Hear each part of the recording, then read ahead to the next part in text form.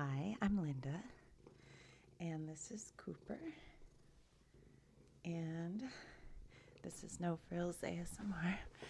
I'm trying to get Cooper to settle for a minute so we can give him a brush with these gloves. They have like a silicone, I don't know, they have like little bristles on there, and you brush him, and then it fills with fur, and you pull it off in like one piece. Cooper loves it, but we gotta get him to sit still for a minute. Coop, I'm gonna move you just a little this way so the people can see you. So this is Cooper. He's a chunky tuxedo kitty, and he's been on a diet, but he's definitely not lost any weight at all.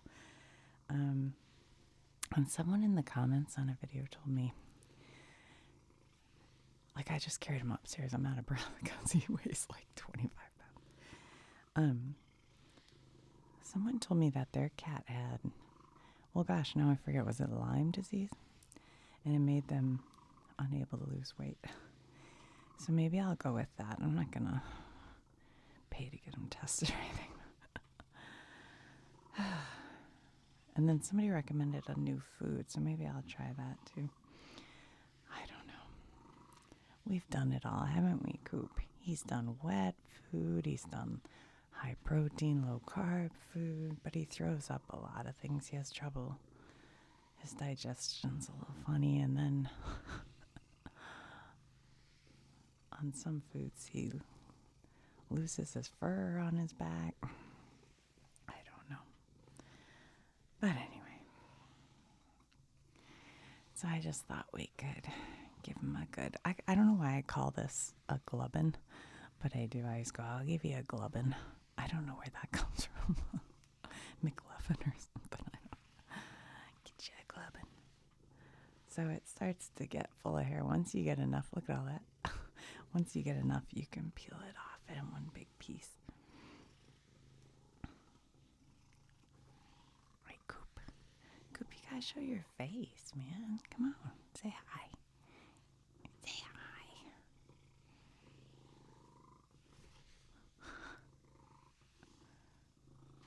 Yeah.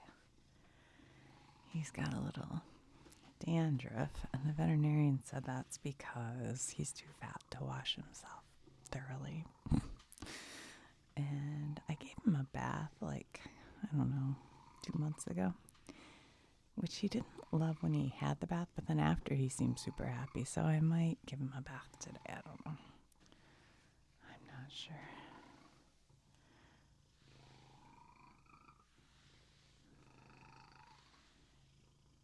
I used to have a cat. His name was Ed. He was a real good cat.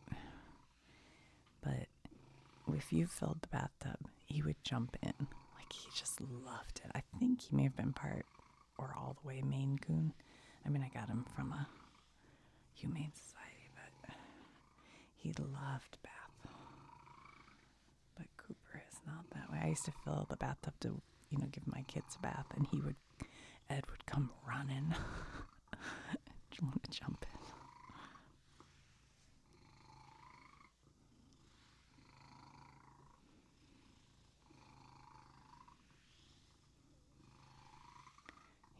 Cooper has a funny way of breathing since he was a kitten. I used to foster. Well, I still do sometimes.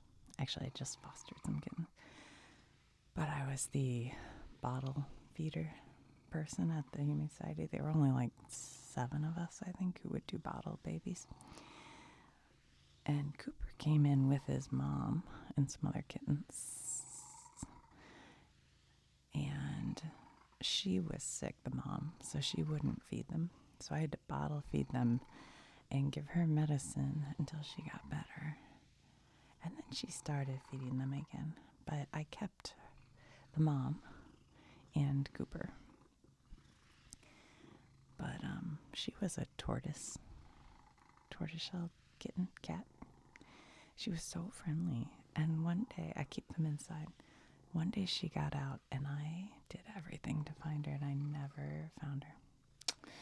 But then I've noticed since then that if you look at lost cat listings, so many are tortoiseshell type cats.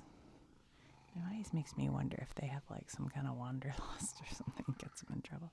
Oh, good, we can get your belly. Come on, do that again. I gotta get your belly, Coop. Come on. He doesn't really like getting his belly. Gotta get this side, Cooper. I don't know how interesting this will be for people, but it was a job I had to do, so.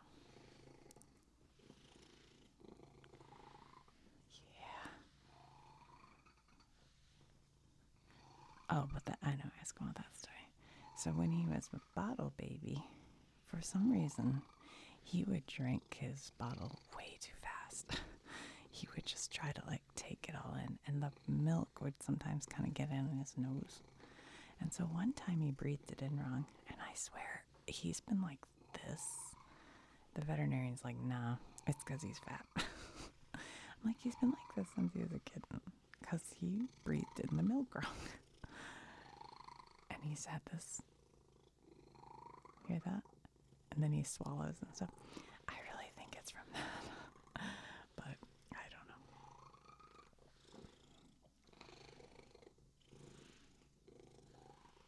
But when I had the foster kittens, he and that they loved him so much. They were two little girl kittens. This was a couple weeks ago. I did a video showing you their little mansion in my living room.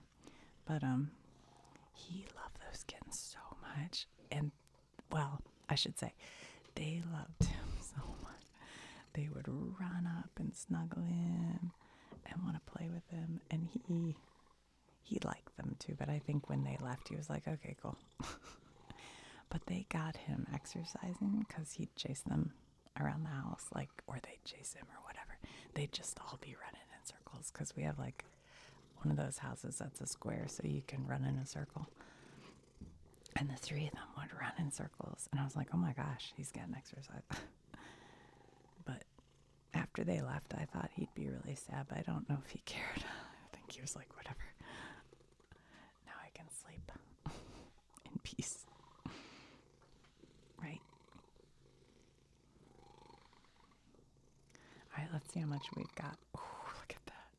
So then you can pick it out like this. Look at this. It's crazy. Gross.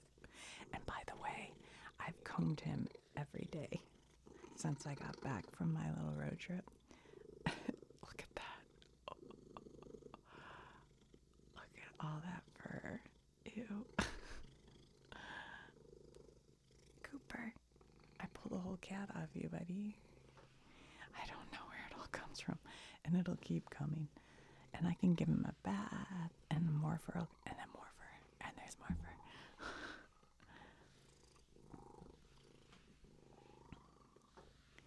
I actually have two of these gloves, but I usually only use one at a time because two is too much. That's overwhelming for little Cooper. Yeah. Coop, you gotta roll over so I can get your belly.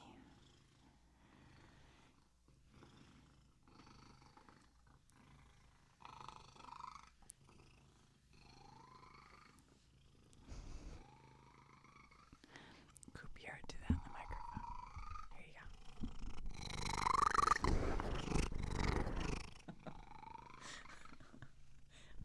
Was that too intense? I don't know. Coop, give him another burp. Come on. Right here. Right here.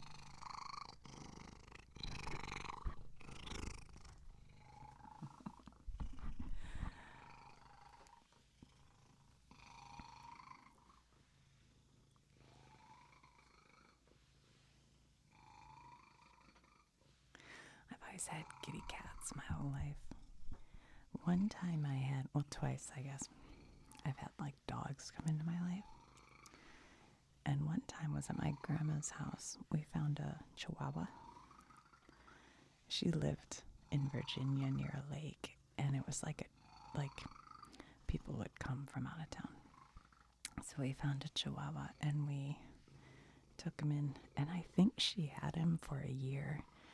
And the story, and I always wondered if she just said this to make me feel better or what. But the story was she kept the Chihuahua for we found it in the summer, and she kept it the whole year until the next summer. And then this family came back for their summer vacation, and they're like, oh my gosh, it's our dog. And they had lost it the year before. I was like, really? Wow. I guess that's a true thing. But then I found a husky dog who had blue eyes. He was so beautiful. And in Michigan.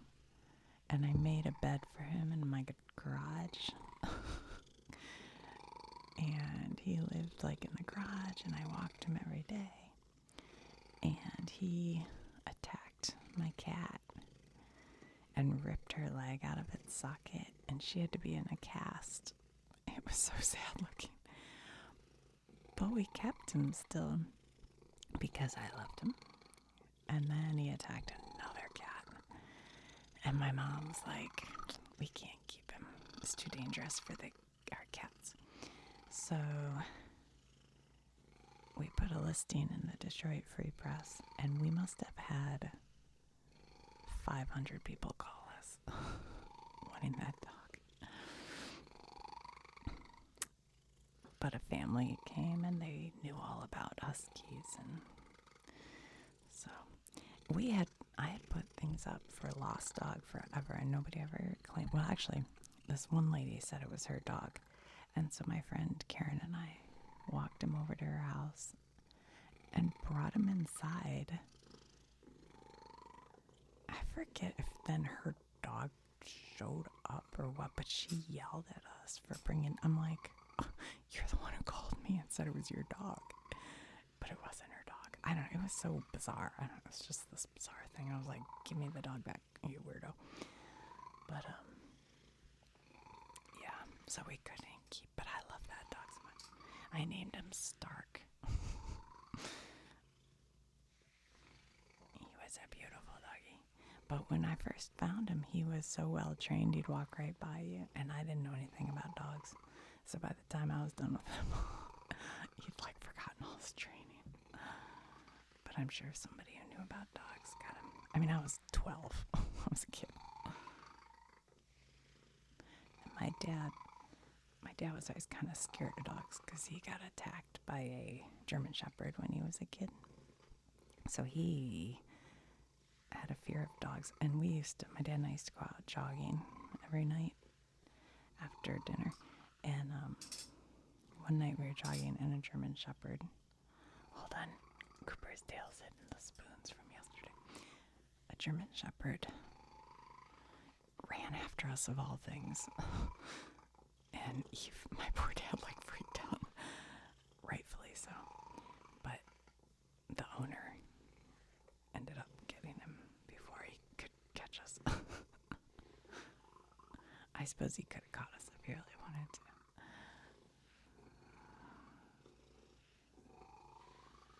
But my dad did like that dog, the husky, because what he liked to do was take him out for a drive, because we were from Detroit and we're car people.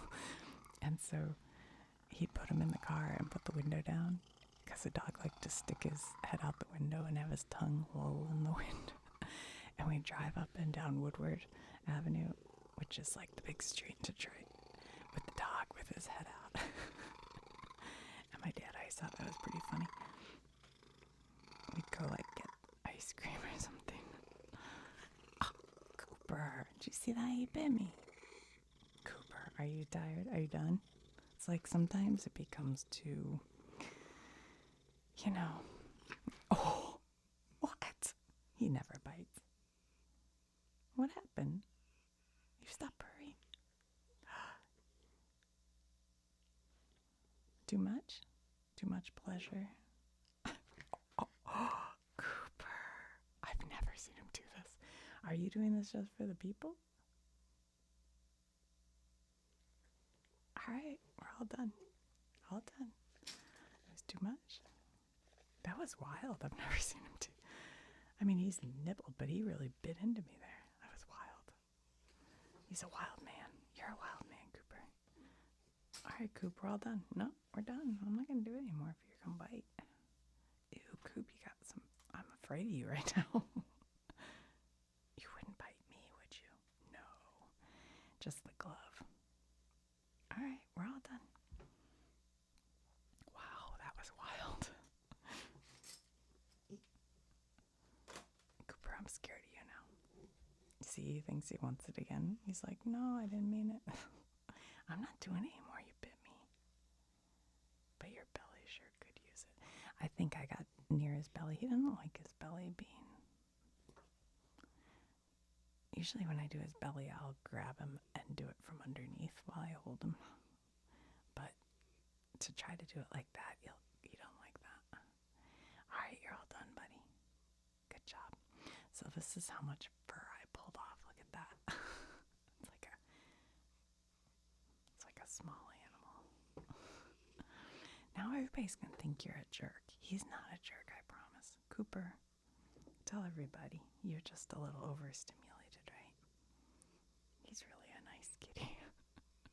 Come on. Show everybody how nice you are. Yeah. You're just overstimulated. All right. Cooper and I'll talk to you later. Come on, Coop. We gotta pull you back into camera. Hold on. Okay. Say bye-bye, Cooper. Say see you later, everybody. He's probably mad. He's like, how dare you use me for social media? What do they call it? Creds? No, that's not the word. Is it creds? Like credibility? What is it? Social media. I forget there's a name for when you use like your kids, your animals.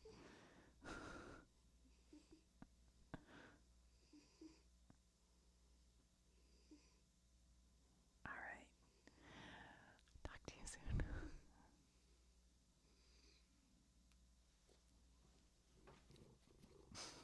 Oh, Cooper, you got fur all over here too.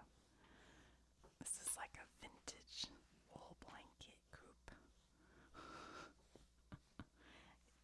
I keep this blanket in this room